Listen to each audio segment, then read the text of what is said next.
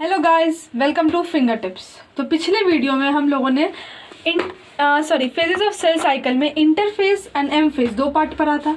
Interphase में फिर हम लोगों ने G1, S और G2 फेज पढ़ा था। और एम फेज में दो पार्ट होते हैं, कैरियोकाइनेसिस एंड साइटोकाइनेसिस। कैरियोकाइनेसिस होता है, उसके अंतर्गत आते हैं prophase, metaphase, anaphase and telophase. और साइटोकाइनेसिस साइटोप्लाज्म का डिवीजन। अच्छा, तो ये कैरियोकाइनेसिस क्या है? न्यूक्लियस का division. The division of a nucleus is called as karyokinesis and the division of cytoplasm is known as cytokinesis. अब ये प्रोफेज जो है वो सबसे ज़्यादा लॉन्गेस्ट फेज है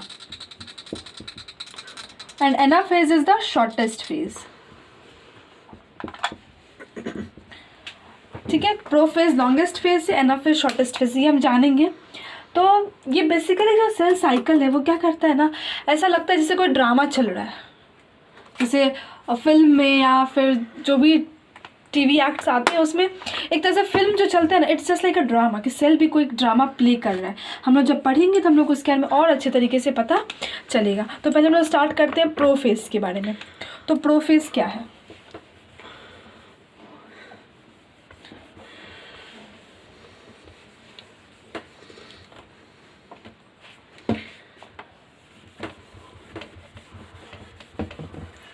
प्रोफेज, बस ये हम लोग लिख सकते हैं कि पहला स्टेप है कैरियोकाइनेसिस का। तो प्रोफेज में क्या होता है? The first is the prophase. पहला बात, फर्स्ट स्टेज है of nuclear division. Karyokinesis means nuclear division, तो हम लोग लिख सकते हैं first stage of nuclear division. Then then next part is that, इसमें क्या होता है ना, जो हमारे क्रोमैटिन्स होते हैं न्यूक्लियस के अंदर, जो क्रोमैटिन प्रेजेंट होते हैं वो कैसे होते हैं? थ्रेड लाइक स्ट्रक्चर जैसे प्रेजेंट होते हैं। तो वो क्या करते हैं, वो कंडेंस करना स्टार्ट करते हैं। जैसे देखिए, मैं यहाँ समझाने की कोशिश करती हूँ। ये हमारा सेल है, ये हमारे न्यूक्लियस है, न्यूक्लियस हाँ, इसमें क्या होता है, ऐसे ऐसे क्रोमैटिन प्रेजेंट रहते हैं। ठीक है, यहाँ प्रोफेज में इंटरफेज में क्या हुआ था कि सारे जो जितने भी ऑर्गेनल्स थे वो क्या करते थे, डुप्लीकेट हो रहे थे। तो डुप्लीकेट हुए तो मैंने वहाँ पे आपको बताया भी था कि जो सेंट्रोजोम होते हैं और सेंट्रियोल होते हैं वो भी डुप्लीकेट हो जाते हैं। तो वो डुप्लीकेशन यहाँ हमें दिखने को मिलेगा। ये क्या मैंने बनाया है, अंदर वाले पार्ट को, यह भी समझ लीजिए ताकि आपको समझ में आए। अंदर वाला पार्ट है सेंट्रियोल और ये जो पूरे स्ट्रक्चर को हम लोग कहते हैं सेंट्रोजोम्स। बहुत कन्फ्यूजन होता है सेंट्रोजोम, सेंट्रियोल, सेंट्रोमियर में, तो समझें धीरे धीरे हम लोग। सेंट्रोजोम क्या होता है? ये जो पूरा ऑर्गेनल है, जो पूरा स्ट्रक्चर है जो कंटेन करता है सेंट्रियोल। और सेंट्रियोल कैसे प्रेजेंट होते हैं? वो परपेंडिकुलरली प्रेजेंट होते हैं, ऐसे सिलेंडर लाइक स्ट्रक्चर होते हैं और ये परपेंडिकुलर एक दूसरे के प्रेजेंट होते हैं। तो ये हो गया हमारा सेंट्रियोल्स, और जो ये सिस्टम को कॉम्प्राइज करते हैं उसे हम लोग कहते हैं सेंट्रोजोम्स। ठीक है, तो सेंट्रियोल्स होगा, तो ये डुप्लीकेट है। तो मैंने एक देखिए, मैं कैसे और कैसे दिखा रही, ये वाला मेरा ये पार्ट और ये वाला मेरा ये नीचे वाला पार्ट, और ये मेरा सेंट्रोजोम्स। आप इसे ऐसे भी शो कर सकते हैं। ठीक है, तो ये क्या होते हैं, मैं पहले डायग्राम बना लेती हूँ फिर मैं समझाऊंगी।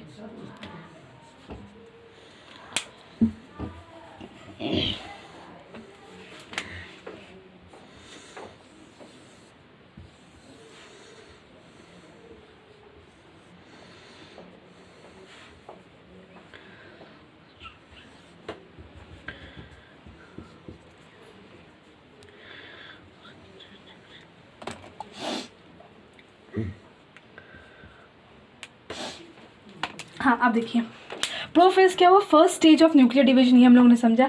इसमें क्या होते हैं, पहले जो होता है हमारा क्रोमोसोम्स, जो DNA content molecule, DNA content जो क्रोमोसोम्स होते हैं, क्रोमोसोम्स जो डीएनए को कंटेंट करता है, दैट क्रोमोसोम कैसे होते हैं, थ्रेड लाइक में पाए जाते हैं। वो क्या करते हैं, इस स्टेज में आके कंडेंस होते हैं, मतलब आपस में कंडेंस होकर इस टाइप का एक स्ट्रक्चर वो फॉर्म करते हैं। सिस्टर क्रोमैटिड्स विद एक number of chromosome, 1 number of chromosomes करते हैं। ये वाला स्ट्रक्चर क्या हमारा सेंट्रियोल, ये क्या है सेंट्रोसोम। तो इनके बीच में क्या होता है, स्पिंडल फाइबर की फॉर्मेशन शुरू हो जाती है, जो हम लोगों ने पढ़ा भी था। ट्यूबुलिन प्रोटीन का स्ट्रक्चर बनता है in the S phase. S phase में हम लोगों ने पढ़ा था ना कि ट्यूबुलिन प्रोटीन जो बनते हैं सॉरी G2 फेज में पढ़ा था कि ट्यूबुलिन प्रोटीन जो बनते हैं तो उसकी वजह से ये स्पिंडल फाइबर की क्या होती है, फॉर्मेशन होती है। तो वही स्पिंडल जो है इन दो सेंट्रियोल्स के बीच में फॉर्म होना शुरू हो जाता है और ये जो सिंपल सी भाषा में ये क्रोमैटिन है कंडेंस होकर के ऐसा स्ट्रक्चर बना लेता है, क्रोमैटिड फॉर्म कर लेता है, chromatin thread. And this centrioles and centrosomes जो है वो क्या करते हैं, स्पिंडल फाइबर्स बनाने लगते हैं और अपोजिट पोल्स की तरफ मूव करते हैं। उसका रिजल्ट ये होता है। तो हम यहाँ पे लिख सकते हैं कि centrioles start moving to opposite poles. Centrioles जो है start moving to opposite poles, मतलब ऑपोजिट जाने लगते हैं, वो ऑपोजिट पोल्स की तरफ वो क्या करते हैं, अपना कदम बढ़ाते हैं। ठीक है, क्यों जाते हैं वो हम लोग आगे पढ़ेंगे। उसके बाद फिर condensation of this chromatin, condensation होता है, condensation of chromatin to form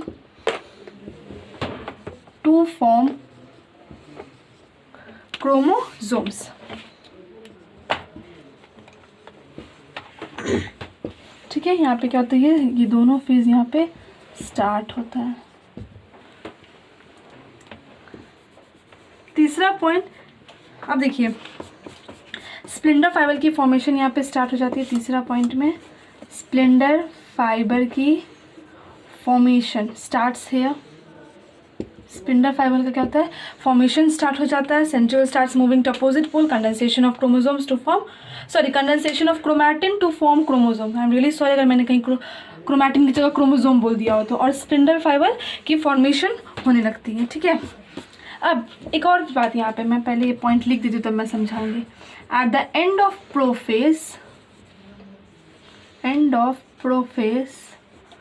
prophase के ख़त्म होते नो न्यूक्लियर मेम्ब्रेन,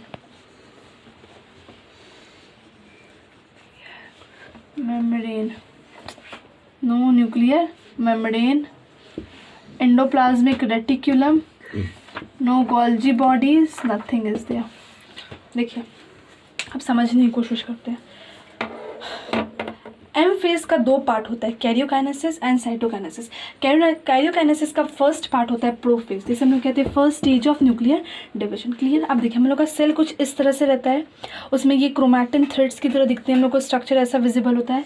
दो सेंट्रोजोम्स प्रेजेंट होते हैं विच कंटेन सेंट्रियोल्स।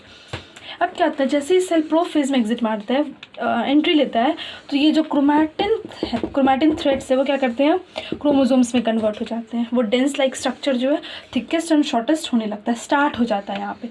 पर कंप्लीट कहाँ होगा, मेटाफेज में। ये क्या होते हैं, सुकुर के ऐसा स्ट्रक्चर बनाते हैं, कंडेंस होने लगते हैं। ठीक है, और ये जो दो हमारा सेंट्रोजोम है वो अपोजिट पोल्स की तरफ चलने लगता है, उनके बीच में स्पिंडल फाइबर की फॉर्मेशन होती है इस फेज़ में। और ये फेज़ जब ख़त्म होने लगता है तो यहाँ पे जो न्यूक्लियर डिवीजन है वो न्यूक्लियर मेम्ब्रेन है वो ऐसा हो जाता है, डिसइंटीग्रेट करना स्टार्ट कर देता है। तो न्यूक्लियर मेम्ब्रेन से क्या क्या अटैच है, एंडोप्लाज्मिक रेटिकुलम से गोल्जी अपैरेटस अटैच्ड है। तो जहाँ भी बात आएगी कि न्यूक्लियर मेम्ब्रेन डिसइंटीग्रेट करना स्टार्ट हो गया है, वहाँ ये सारी चीज़ भी डिसइंटीग्रेट ऑटोमेटिकली हो जाएंगे। ठीक है, तो this is all about the prophase. अब मैंने यहाँ लिखा है centriole starts moving to opposite poles और condensation of chromatin to form chromosomes start, लेकिन ये एंड कहाँ होता है, मेटाफेज में। प्रोफेज से चलते हुए मेटाफेज में जाता है।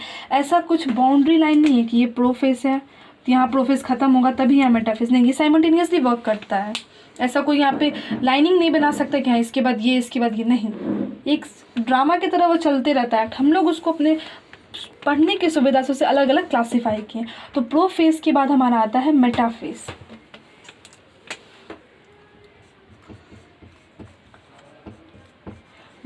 तो मेटाफेज को हम लोग क्या बोल सकते हैं, second stage of nuclear division. ठीक है, अब देखिए मेटाफेज में क्या होता है, जो हमारा ये है वो कंप्लीट हो जाता है। स्टार्ट तो होता है लेकिन ये हमारा कंप्लीट हो जाता है। कंप्लीट डिसइंटीग्रेशन यहाँ पे पूरा हो जाता है। जब पूरा ये कंप्लीट डिसइंटीग्रेट हो जाएगा, पूरा ये न्यूक्लियर क्या होगा, पूरा ये क्या होगा, न्यूक्लियस जो है मतलब न्यूक्लियर मेम्ब्रेन जो है वो पूरे तरीके से जब डिसइंटीग्रेट हो जाएंगे, it marks the beginning of metaphase. तो यहाँ पे क्या हम लोग लिख सकते हैं,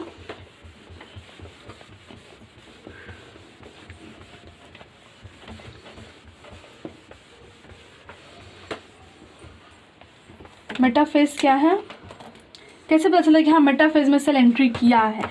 तो न्यूक्लियर मेम्ब्रेन टोटली और कंप्लीटली डिसइंटीग्रेट्स।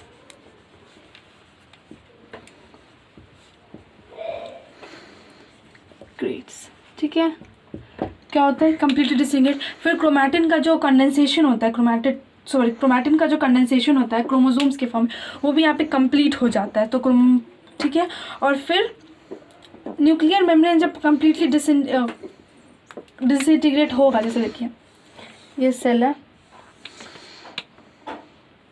यहाँ से ये क्रोमैटिन था, क्रोमैटिन क्या बना? क्रोमोसोम्स। ठीक है, अब ये क्रोमोसोम्स में क्या हो, न्यूक्लियर मेम्ब्रेन डिसइंटीग्रेट हो गया तो पूरी तरीके से हट गया, तो ये कुछ इस तरीके से हो गया। तो अब ये क्या होगा, क्रोमोसोम आसानी से साइटोप्लाज्म में घूम सकते हैं, तो हम लोग लिख सकते हैं chromosomes moves into cytoplasm. Chromosome क्या करेगा, आराम से मूव्स इनटू साइटोप्लाज्म। इस पॉइंट से कनेक्टेड ये पॉइंट है, क्रोमोसोम आसानी से साइटोप्लाज्म में क्या कर सकता है, घूम सकता है। स्प्लिंडर फाइबर की जो फॉर्मेशन होती है, स्प्लिंडर फाइबर फॉर्मेशन, वो पूरा यहाँ होता है। वो स्टार्ट होता है प्रोफेज में लेकिन कंप्लीट होता है मेटाफेज में। स्प्लिंडर फाइबर की जो फॉर्मेशन होती है वो यहाँ पे कंप्लीट हो जाता है।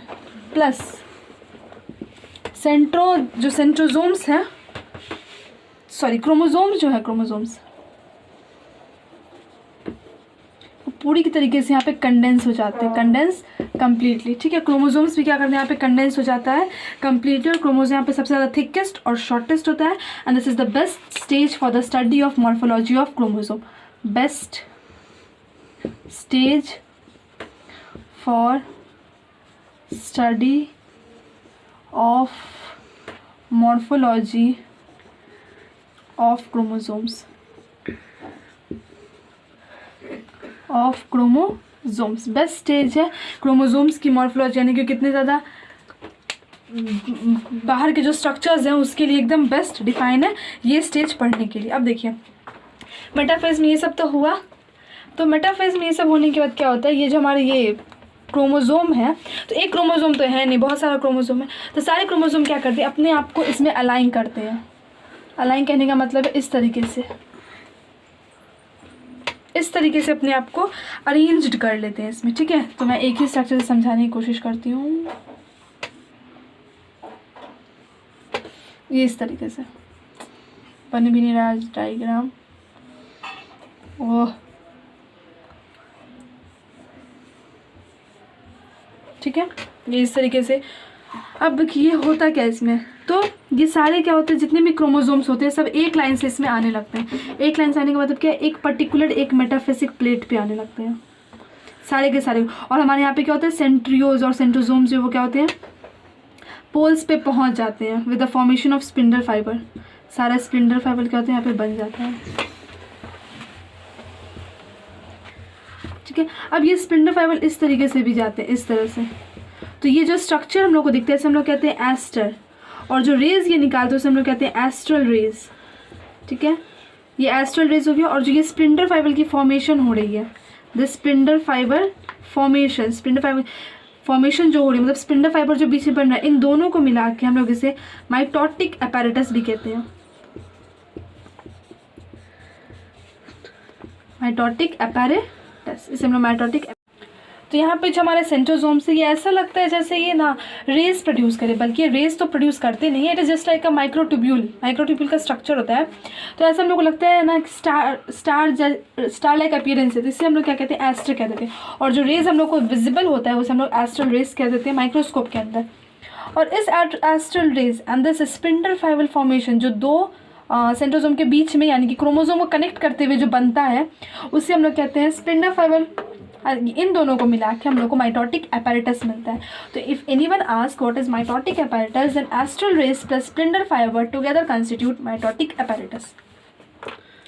तो ये हो गया। अब हाँ, ये क्रोमोसोम्स हैं, ये सारे क्रोमोसोम्स क्या होते हैं, इस फेज में आके इक्वेटोरियल पे अलाइन होते हैं। इक्वेटोरियल पे अलाइन होने का मतलब क्या है, सारे क्रोमोसोम इक्वेटर पे आ जाते हैं, इक्वेटोरियल अलाइनमेंट करते हैं। जैसे ये देखिए, ये क्या होता है, सारे क्रोमोसोम्स यहाँ आ जाते हैं। मैं बस एक क्रोमोसोम की मदद से आपको ऐसे आ जाते हैं। और यहाँ हम लोग का सेंट्रोजोम्स रहता है विथ सेंट्रिओल्स, और ये ऐसे कनेक्ट रहते हैं और सारे एक दूसरे से। उसके काइनेटिक कोर्स यानी कि जो हम लोग का जो पार्ट होता है सेंट्रोमियर का, बीच में ये रहता है, फिर ऐसे और एक ऐसे, ये क्रोमोसोम्स रहते हैं ना, तो इस पार्ट को हम लोग क्या कहते हैं, this part is known as centromere. और सेंट्रोमियर का वो पार्ट जहाँ से ये स्पिंडल फाइबर जॉइंट हो, that part is known as kinetochores. तो वो क्या होता है कि नाइटोकोर्स से जाके सारे स्पिंडल फाइबर्स अटैच हो जाते हैं इस फेज में, ठीक है। उसके बाद क्या होता है, और यहाँ पे एक मेटाफिजिक प्लेट बनता है। दिस प्लेट जो बनता है, उस प्लेट इक्वेटोरियल प्लेट, इस इक्वेटोरियल प्लेट को हम लोग मेटाफिजिक प्लेट बोलते हैं या इक्वेटोरियल प्लेट बोलते हैं। और ये कितना होता है, ये सिर्फ एक होता है, एक ही प्लेट बनता है, और किसे हम लोग क्या कहते हैं, इक्वेटोरियल प्लेट, ठीक है, इक्वेटोरियल प्लेट कहते हैं। उसके बाद इस मेटाफेज में और ज़्यादा कुछ है नहीं। और जो ये अलाइनमेंट होता है, मतलब जो सब एक प्लेट में आ जाते हैं, इसे हम लोग कहते हैं कॉन्ग्रेशन कहते हैं। मैं ऊपर कहीं लिख देती हूँ, इसे हम लोग कहते हैं कॉन्ग्रेशन। कॉन्ग्रेशन क्या है, when all the Meta chromosomes come under one metaphysic plate, they form a one metaphysic plate, this process is known as congregation, ठीक है। बाकी ये और इसमें ज़्यादा कुछ इलाबोरेट करने को है नहीं। सेंट्रोजोम्स क्या करते हैं, अपने अपने रिस्पेक्टिव पे पहुंच जाते हैं, पोल से पहुंच जाते हैं, सारे क्रोमोसोम्स अपने आप को बीच में अलाइन कर लेते हैं, forming a one metaphysic plate. सारे स्पिंडल फाइबर्स इसके नाइटोकोर से अटैच हो जाते हैं, this one is the metaphysic. और ये बेस्ट स्टेज है for study the morphology of an chromosome. चलिए मेटाफेज के बाद हम लोग का नेक्स्ट स्टेज आता है, वो आता है एनाफेज। तो एनाफेज की थोड़ी बात कर ले। Anaphase is the shortest phase, तो ये ज़्यादा समय के लिए होता नहीं है और ये बहुत छोटा सा फेज भी है। इसे मैं बस से भी समझा दूँ तो आप लोगों को समझ में आ जाना चाहिए। See third is our anaphase. Anaphase में क्या होता है, जो हमारा सेल में जो न्यूक्लियस रहता है, सॉरी न्यूक्लियस से कहाँ से आ गया, मैं भी कहीं से कहीं चली जाती हूँ। तो एनाफेज क्या होता है, सबसे ज़्यादा शॉर्टेस्ट फेज है। इस फेज में क्या होता है, all the chromosomes divide at centromere and move to opposite poles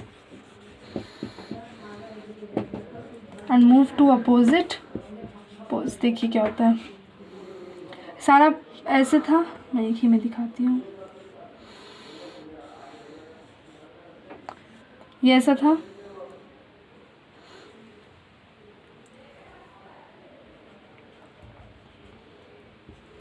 ये हमारा सेंट्रोसोम, ये इसके किनेटोकोर से अटैच्ड है,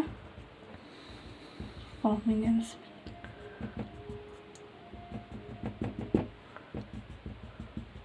ठीक है, तो अब क्या होता है, यहाँ से डिवाइड करते हैं, डिवाइड करके ये कुछ ऐसा स्ट्रक्चर बनाते हैं।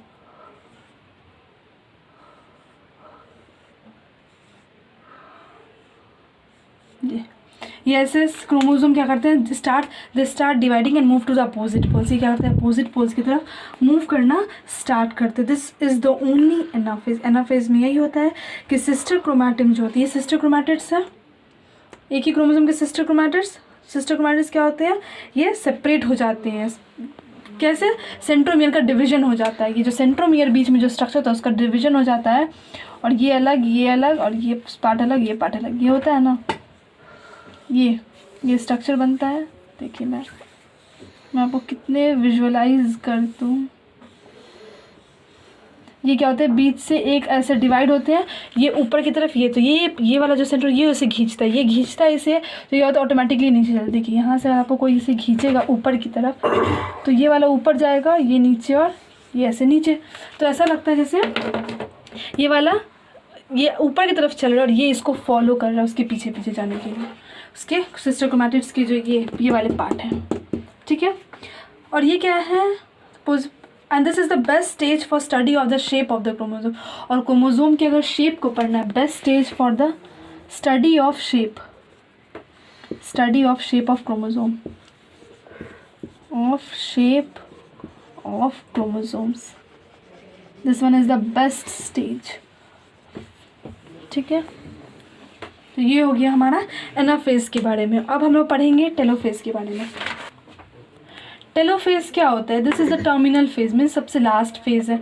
इस फेज में क्या होता है, जो हमारे न्यूक्लियर मेम्ब्रेन जो डिसइंटीग्रेट हो गए थे, जो गायब हो गए थे, कहाँ गायब हो गए थे, प्रोफेज में जो गायब हो गए थे वो वापस यहाँ पे आने लगते हैं।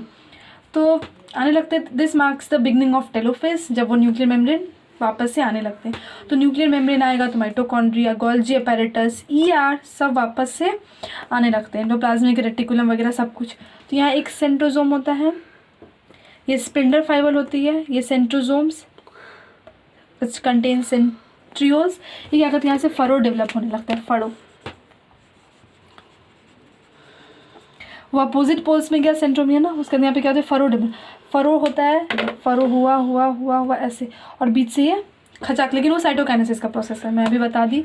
टेलोफेज में बस ये होता है कि दोनों जो सेल क्या करते हैं, फरो बनाने लगते हैं, विथ वन डिस्ट्रीब्यूट कर लेते हैं ये एक सेंट्रोजोम्स को, क्रोमोजोम्स को, और ये स्पिंडल न्यूक्लियर मेम्ब्रेन वापस से आने लगता है, और स्पिंडल फाइबर धीरे धीरे डिसइंटीग्रेट होना स्टार्ट कर देता है। और ये जो क्रोमोजोम है ये ऐसे नहीं रहते, हम लोग को कैसा दिखता है क्रोमोजोम, न्यूक्लियस के अंदर in the form of chromatid. So ये वापस से उस क्रोमैटिड में वो चले जाते हैं, ठीक है, विथ वन सेंट्रियोल्स। अभी भी ये एक ही सेल में है, ठीक है। अब यहाँ पे हम लोग का नेक्स्ट प्रोसेस होगा, वो होगा साइटोकाइनेसिस। यहाँ पे क्या हुआ कि हमारा chromosome lose their identity and form chromatin। वापस से क्या किया, क्रोमैटिन बनाना स्टार्ट कर दिए, ठीक है। उसके बाद ये नेक्स्ट प्रोसेस क्या होता है कि nuclear membrane, endoplasmic reticulum, Golgi apparatus सारा रीअपीयर्स, वापस से आने लगते हैं इस फेज में, ठीक है। और क्रोमोजोम्स, सिस्टर क्रोमैटिड्स वो रीच देयर रिस्पेक्टिव पोल्स, और वो अपने अपने पोल्स पे पहुंच जाते हैं, तो अपने अपने दोनों जगह पे वो चले जाते हैं, सेपरेट हो जाते हैं, ठीक है। अब यहाँ पे स्पिंडल फाइबर डिसअपीयर्स, ये पॉइंट भी ऐड करेंगे इसमें, spindle fibre disappears, spindle fibres यहाँ पे क्या होता है, सॉरी, डिसअपीयर्स।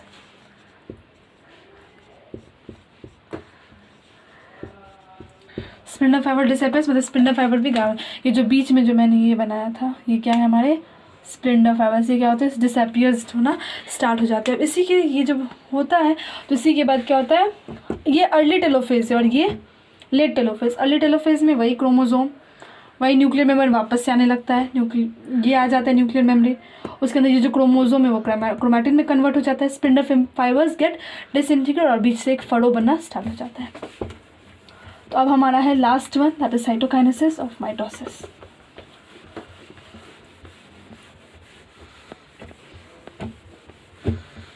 ये थोड़ा कॉम्प्लिकेशंस वाला टॉपिक है, एक बार में समझ में आता नहीं है, बट इफ क्लियरिफाइड क्लियरली समझ में आ जाएगा। तो लास्ट हम लोग का फेज है साइटोकाइनेसिस। साइटोकाइनेसिस क्या है, फेज दो बार डिवाइड हुआ था, कैरोकाइनेसिस एंड साइटोकाइनेसिस। ये साइटोकाइनेसिस यानी कि साइटोप्लाज्म के डिवीजन के बारे में पढ़ेंगे अब हम लोग। साइटोकाइनेसिस, साइटोकाइनेसिस क्या होता है, साइटोप्लाज्म का डिवीजन होता है, जो जैसे हम लोगों ने पढ़ा है, ये क्रोमैटिन, यहाँ पे क्रोमैटिन भरे थे, एक सेंट्रियोल था, ठीक है। अब ये क्या होती है, यहाँ से फरो जो मैंने बोला डिपेंड होते इतना ज़्यादा हो जाता है, ये कुछ इस तरीके से चला जाता है, और कुछ और डीप होने के बाद यहाँ से गायब होकर अलग अलग ही बन जाता है। समझ में आ रहा है? तो ये होता है बस साइटोकाइनेसिस। मीन्स एनिमल्स में कैसे होता है, एनिमल्स में साइटोकाइनेसिस कैसे होता है, with the help of formation of furrow, with the help of formation of फड़ो।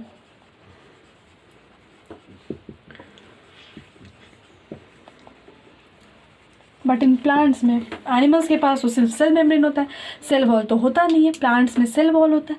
तो उनमें क्या होता है कि कंपोनेंट्स जो वो स्टार्ट होने लगते हैं, जैसे मैं समझाती हूँ। कंपोनेंट्स जो वो स्टार्ट हो, जैसे ये मेरा एक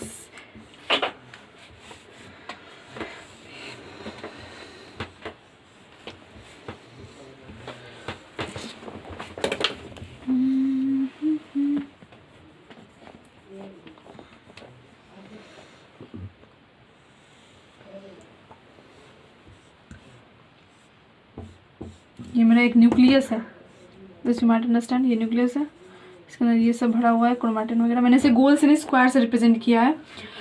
तो क्या होता है, स्पिंडल फाइबर्स मतलब प्लेट जो होते हैं, ये प्लेट क्या होते हैं, बीच से डिवाइड करना स्टार्ट करते हैं, बीच में रहते हैं, फॉर्मेशन होते हैं, ऐसे जाते हैं, ऐसे चले जाते हैं और ये फॉर्म करते हैं मिडिल लैमेला, जो आगे चल के क्या बनता है, मिडिल लैमेला। ये क्या होता है, सेल प्लेट होता है पहले, सेल प्लेट जो वो डिवाइड करता है दोनों सेल को अलग अलग, विद द न्यूक्लियोलस डिफरेंट जो हो जाते हैं पहले ही, जो चला फेज वही चलता है, बस साइटोकाइनेसिस इज डिफरेंट। यहाँ पे क्या होता है, मिडिल लैमेला, ये आगे चल के बनते हैं, फिर ये आगे चल के primary cell wall, secondary cell wall, ये आगे बनते रहते हैं। तो सेल प्लेट बना, ये ग्रोथ किया और ये क्या कहता है, डिवाइड कर जाता है दो डॉटर सेल्स में, ये अलग और ये अलग। ये प्लेट यहाँ से कट जाता है और ये अलग, फॉर्मिंग अ सेल। ये प्लेट ऐसे कट के दो डॉटर सेल्स बना देता है प्लांट में। ये कहानी थी ऑल अबाउट द साइटोकाइनेसिस। अब ये ज़रूरी नहीं है कि कैरियोकाइनेसिस के बाद हमेशा साइटोकाइनेसिस हो सकता है वो वैसे ही रहे। कैरियोकाइनेसिस यानी कि न्यूक्लियर डिविजन, ज़रूरी नहीं है कि कैरियोकाइनेसिस के बाद हमेशा साइटोकाइनेसिस ही चले, नहीं, बिल्कुल नहीं। कैरियोकाइनेसिस के बाद वो अगर चाहेगा तो वो सेल डिवाइड करेगा, नहीं तो वह जैसे वैसे रहेगा। जीवन फेज में एंट्री करने का मन है तो वो करेगा, नहीं तो वो जी नॉट में चला जाएगा। तो ज़रूरी नहीं है कि साइटोकाइनेसिस हो ही हो। तो अगर साइटोकाइनेसिस नहीं होगा तो कैरियोकाइनेसिस में क्या हो रहा था, लास्ट स्टेज हम लोग को कैसा मिल रहा था, टेलोफेज मिल रहा था, कुछ ऐसा, मैं से टेढ़ा बनाती हूँ, विद 2 न्यूक्लियस मिल रहा था ना।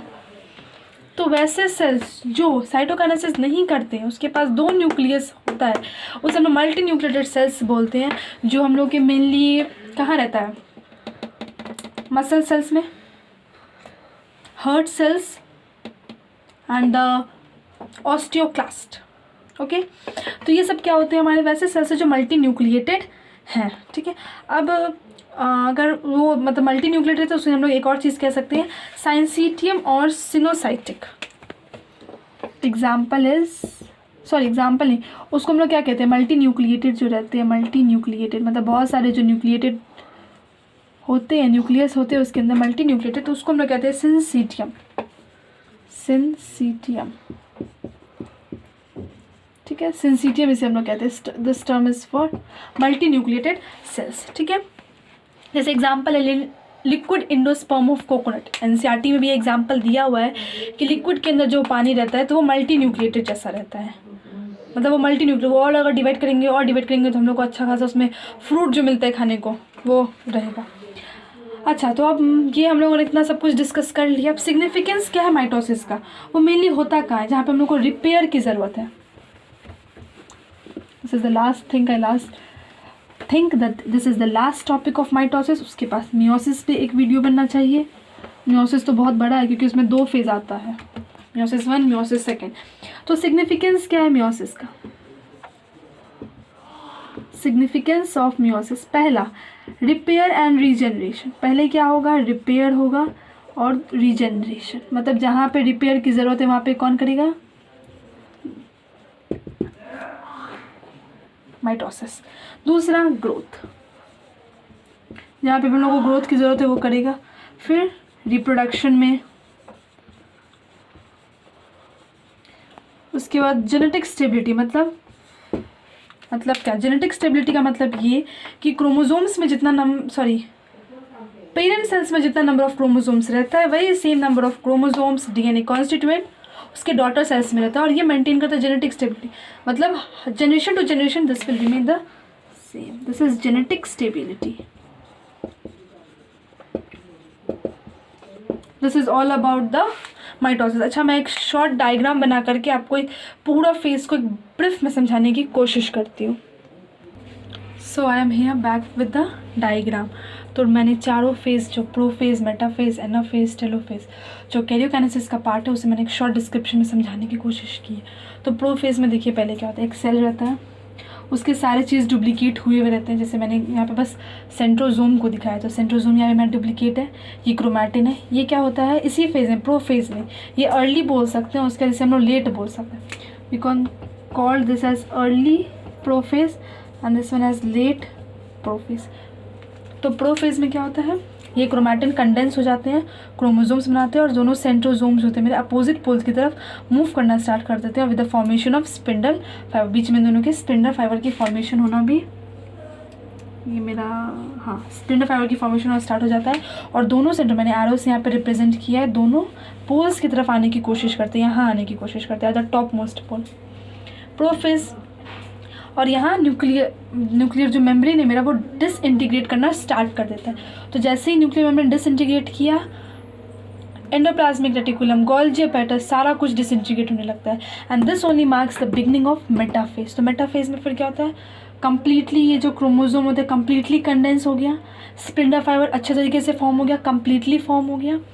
उसके बाद क्या करता है, ये क्रोमोसोम्स अपने आप को अलाइन कर देता है एट द इक्वेटर पे अपने आप को अलाइन कर देता है, फॉर्मिंग वन मेटाफेसिक प्लेट, एक मेटाफेसिक प्लेट बनाता है और अपने आप को ऐसे अलाइन कर लेता है, ठीक है, with the formation of spindle fibre. मैंने पहले बोला कि स्पिंडल फाइबर की फॉर्मेशन अच्छे तरीके से करते हैं, प्लस अपने दोनों यहाँ ये पोल्स रिस्पेक्टिव पोल्स पे आ गए। उसके बाद क्या करता है, ये जो काइनेटोकोर यानी कि सेंट्रोमियर है उससे एक स्पिंडल फाइबर अटैच होता है, यहाँ जो प्रेजेंट होगा उससे अलग, यहाँ जो प्रेजेंट होगा उससे अलग स्पिंडल फाइबर अटैच होता है। मैंने एक ही क्रोमोसोम का विजुअलाइजेशन दिया है, यहाँ पे अटैच होता है, दिस इज योर मेटाफेज। उसके बाद क्या होता है, ये ऐसे करके ये वाला बीच वाला इसको ऐसे खींचता है, ऐसे सबसे खींचता है, ये खींचने से क्या होता है, ये मेरा ऊपर की तरफ जाता है और ये मेरा दोनों नीचे। ऐसा लगता है कि ये जो इसको फॉलो कर रहा है, क्या लगता है, ये जो इसको फॉलो कर रहा है, तो ये ऊपर की तरफ, और कहाँ चले जाते हैं वो रिस्पेक्टिव पोल्स की तरफ जाते हैं। This is the anaphase, this is the shortest phase, कि बहुत कम देर में हो जाएगा। क्यों, सिस्टर क्रोमैटिड्स आराम से ऐसे खींचा जाएंगे, स्पिंडल फाइबर्स यानी कि जो सेंट्रोजोम्स यहाँ प्रेजेंट है वो उसे अपनी तरफ रिस्पेक्टिव पोल्स की तरफ खींचने की कोशिश करेंगे। This is the anaphase. Now next is the telophase. तो टेलोफेज में क्या होता है कि ये रिस्पेक्टिव पोल्स पे क्या, स्पिंडल फाइबर क्या होता है, हटने लगता है, न्यूक्लियर मेम्ब्रेन वापस आने लगता है, और ये हो गया हमारा अर्ली टेलोफेज, ये होता है। उसके बाद उसके अंदर क्या होती है, जो हमारे क्रोमोसोम्स होते हैं वो कंडेंस होकर क्रोमैटिन बनाते हैं। एक एक उसमें क्या होता है, सेंट्रोजोम होता है, स्पिंडल फाइबर पूरी तरीके से यहाँ हट जाता है and they form a furrow between them, ठीक है। फड़ो बनता है मतलब बीच से गड्ढा जैसा, सब गड्ढा जैसा बनने लगता है, ऐसे ऐसे एक्सटर्नल फोर्सेस से ऐसे पुश करने लगता है, ठीक है। साइटोकाइनेसिस एनिमल्स, यहाँ एनिमल्स की मैंने दिखाया है, ये हमारा टेलोफेज का पार्ट था जो क्रोमोसोम क्रोमैटिन ने बदल गया। अब यही जो क्रोमोसोम है ये देखिए फिर से ये ऐसा जाएगा, फिर सेल साइकिल करेगा, मतलब ये वापस से जैसा फॉर्म हमें पहले था, हमने स्टार्ट किया था उसी फॉर्म में ये वापस आ गए। हम लोग एक सेल को उठाया था, उससे हम लोग डुप्लीकेट करवाया था इंटरफेज में, फिर उससे फिर ये कंटिन्यू होगा स्टेप। तो ये हमारा टेलोफेज हो गया। उसके बाद साइटोकाइनेसिस। साइटोकाइनेसिस में क्या होता है, एनिमल्स के केस में फरो स्टार्ट होता है, बीच से डिपेंड होता है और दो डॉटर सेल में कन्वर्ट हो जाता है विथ वन सेंट्रोसोम्स, ठीक है। अब प्लांट्स के केस में ऐसा नहीं होता कि यहाँ पे सेल मेम्ब्रेन तो आराम से वो हो जाएगा, लेकिन सेल वॉल तो एकदम मजबूत सा रहता है। तो उसके बीच में क्या होता है, सेल प्लेट, मतलब अंदर का ही डिपोजिशन यहाँ से स्टार्ट होता है और ये इस तरफ लैटरल वॉल के साइड जाने लगता है, इस तरफ से जाने लगता है। डिपोजिशन स्टार्ट होते होते होते होते पास आउट इधर इस तरफ हुआ, इस तरफ फॉर्मिंग अ सेल प्लेट, और यही सेल प्लेट आगे चल के मिडिल लैमेला का पार्ट प्ले करता है और ये फिर divide into two daughter cells. This is all the short description. I think अब समझ में आ गया होगा। If anyone has doubt and please comment me. ये मैंने पूरे अच्छे तरीके से चार्ट से विजुअलाइज करने की कोशिश की है। So I will upload meiosis in the next video. Thank you. Please like, share and subscribe my channel.